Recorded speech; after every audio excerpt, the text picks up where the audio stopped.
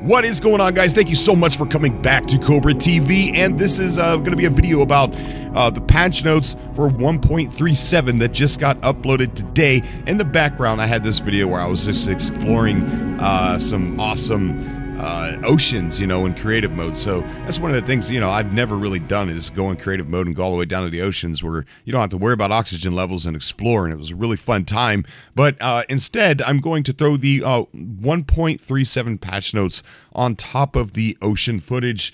So the updates just keep coming. I mean, they just keep coming, and it's amazing. Over on No Man's Sky.com, it says, hello, today we're releasing... Hold on. It says, hello, today we are releasing patch 1.37, which introduces a number of improvements, including a new ship control scheme for PC players and upload all discovery option and improved trade product prices. This patch, will be available today on PC and PS4. Read on for the full patch notes.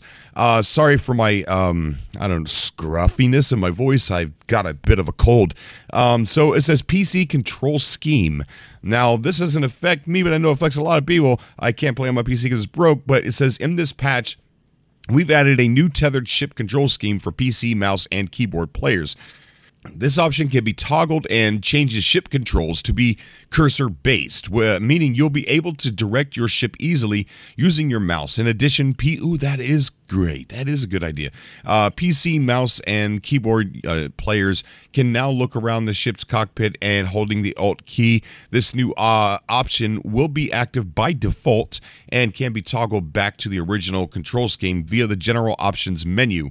Now, I know that you can play keyboard and mouse on the PS4, I think. So that's cool. Other changes and improvements allowed economy scanner to be used from the quick menu to locate an outpost. Improved prices, trade outposts offer for trade goods. Added the ability to hold backspace to delete text in the text entry fields. Yeah, I wonder if they're talking about how when you're going to name a planet and you're like, I don't want to name it right now because I can't think of a name, or I can't, you know, I don't think I'm spelling this correctly, and you get out of it and it uploads whatever. I've got so many planets out there, man. So many planets that are just some weird names. Improved, is that pagination? Improved pagination, that's what we're going to call it. We're going to go with that, of tech and product build windows. Improved price of freighters and freighter trade and values. That's good. Added economy information to the galactic map for systems the players has already visited. That's good. Added a quick menu option to scan for outposts using the economy scanner. Increased tech fragment rewards for tech debris. Added a penalty to stand for killing civilian ships. Updated and improved terrain editing effects. Changed farmer missions to count plants grown anywhere towards requirements, including outside of player bases. Improved rewards given for factory and harvester buildings, to avoid awarding known recipes. That's definitely good. Improved fog and weather effects in low flight mode. Spot on. Reduced frames per second when the game is not in focus. Added categories to the item transfer window. Added a new send window to aid in transferring items. Bingo. Improved planet temperature ranges. Improved storms on lush planets. I can't wait to see that one in action. Improved price comparison text on the ship purchase screen. Added upload all button on the discovery page.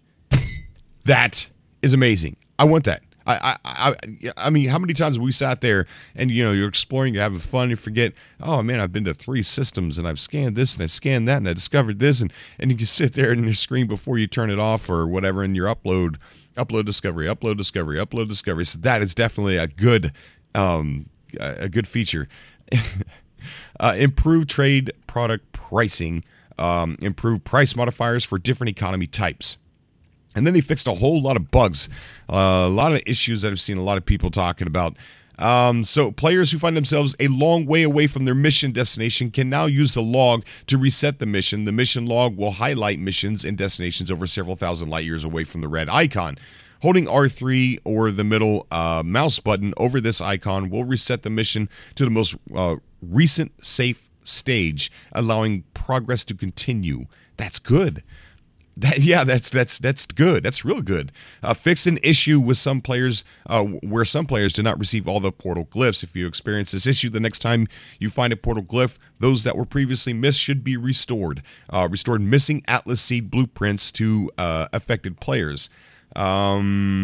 Fixed an issue that caused players to skip certain Atlas stations. Reduced chance of multiple missions sending you to the same destination.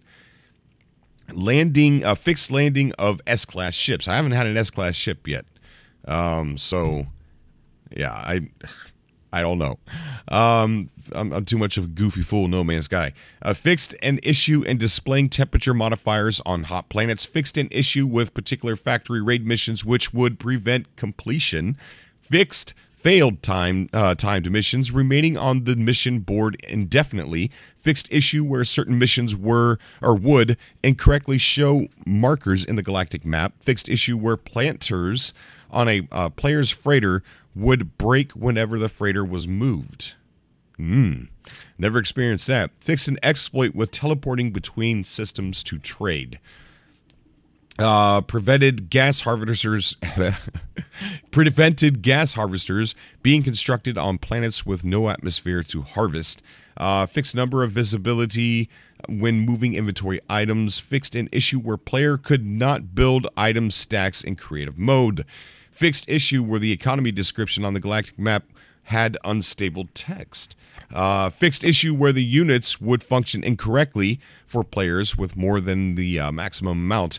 Fixed issue where maintenance components would require different repairs after rebooting the game.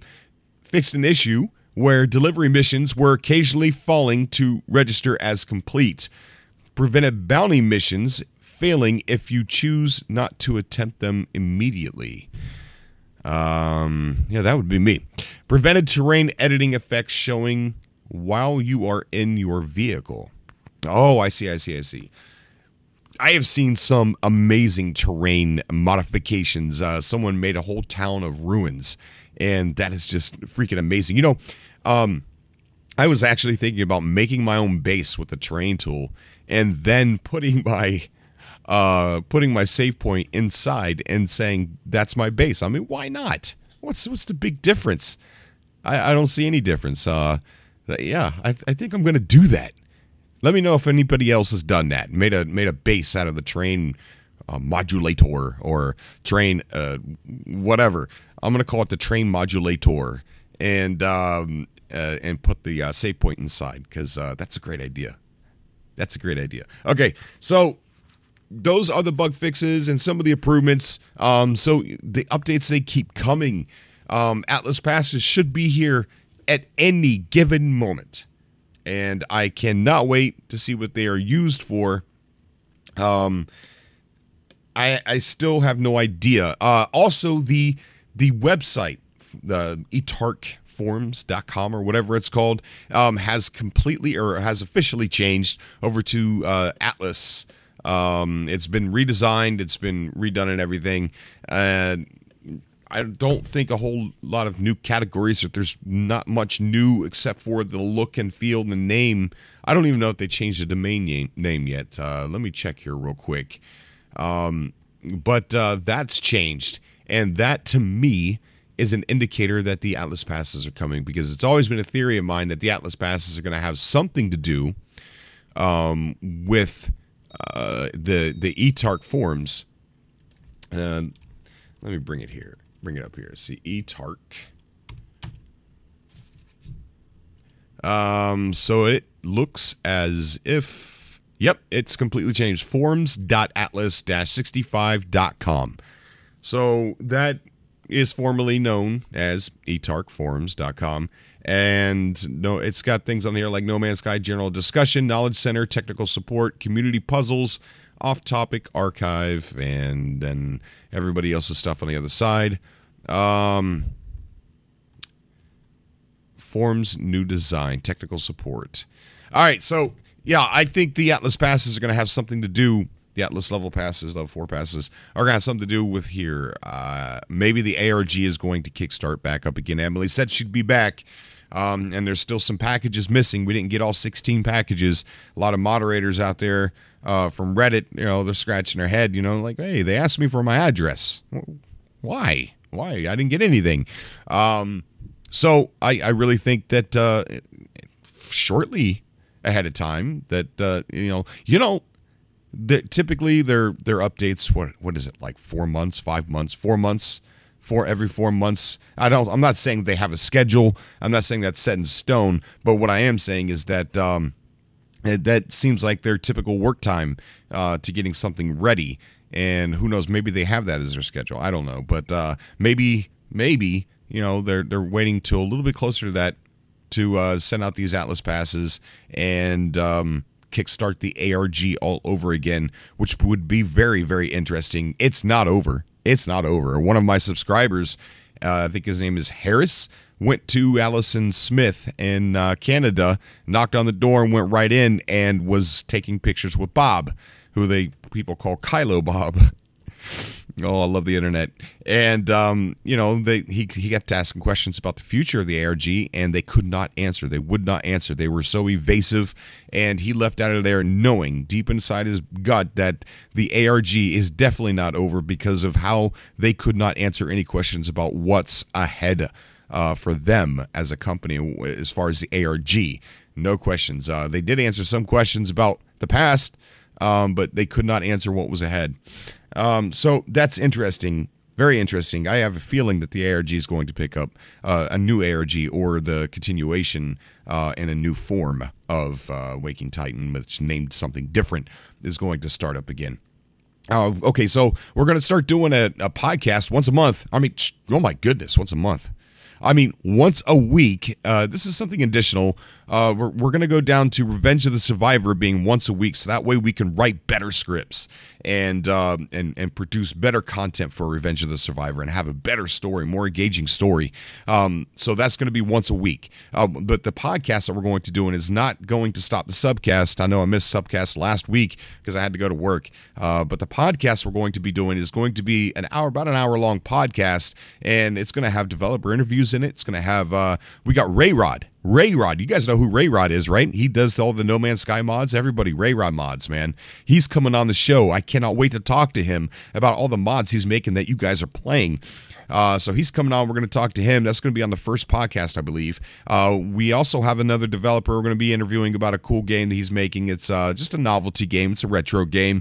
It's nothing earth-shattering like No Man's Sky or, like Megaton Rayfall. It's just a fun game, and it looks really amazing, and I can't wait to play it. They're going to be coming on. I don't want to, say what it is just yet because what if they cancel? So I'm hoping to get them next week on the show. That'll probably be on the second podcast that we're going to be doing, but it's going to be covering a variety of different topics and from the gaming news all the way to paranormal stuff. That's right. Come on, you guys aren't interested in the unknown? You guys aren't interested in the paranormal? One topic a podcast. Why not?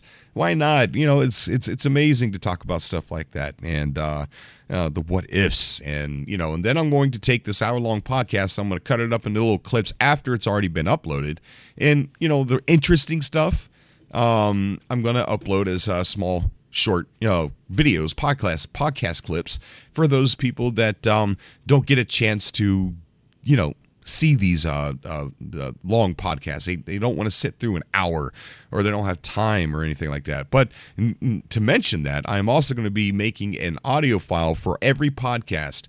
It's not going to be on iTunes just yet, but I do have a site, www.cobratvgnn.com, where I do take my subcasts and I make an audio file of them and I put them over there so that way people can listen to them without taking up such huge data as a, like a YouTube video or something like that. So I'm definitely going to do that with the podcast. You're going to be able to find an audio format over at cobratvgnn.com. And also the forums. The forums for explorenms.com has now it's going to be changing.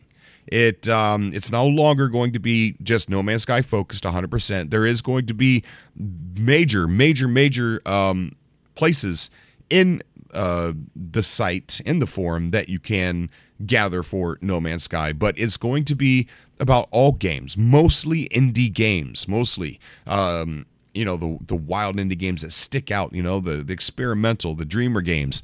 But you can post any game you want over there. You can talk about anything. Your Let's Plays can go over there. Sharing other people's news can go over there. So it's going to be a meeting place for gamers, and not just No Man's Sky only. And it's we got a new banner up over there. The domain name is going to change. So if you've been going to exploringms.com, we're going to be changing the domain name, but we'll keep you informed on what the new domain name is. Your accounts will still be active over there. You'll just need to use the new domain to get to it. Maybe I can do like a redirect or something like that. I'm not sure. So Exploring MS is going to be changing. It's under construction at the moment. For anybody that knows how to use pro boards, knows how to do the coding and HTML and all that crap that I don't know what to do, most of my support, most of my help was bailed on me, and I'm okay with that. That's fine. I don't understand why. I think a lot of them don't like to play No Man's Sky anymore, and that's fine. I thought you guys were friends. Okay, so I'm going to go ahead. I'm going to be trying to do it on my own. So if you notice some weird stuff over there, it's because it's Cobra. Are you kidding me? It's Cobra. That's why. All right, I'm going to go ahead and get off here. I feel like I'm talking too much. I could probably sit here and talk all day and all night. But anyways, I'm going to go ahead and get off of here. Thank you for coming by and checking out this video, and I hope you're excited about the new patch notes and some of the new features they've added, and I can't wait for the Atlas passes, and I know you can't either. And I will see you all in the next video. Until next time, love you guys.